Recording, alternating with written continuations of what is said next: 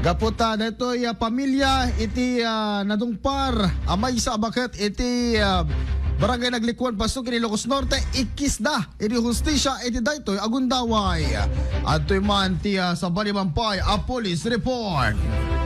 IFM News. IFM News. Police report.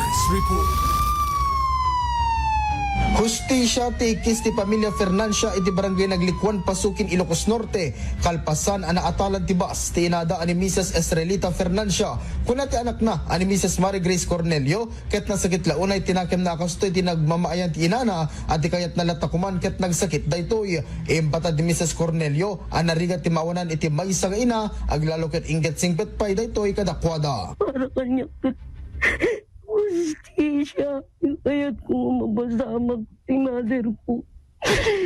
Kasi nagrigat ti maawanan ti ina.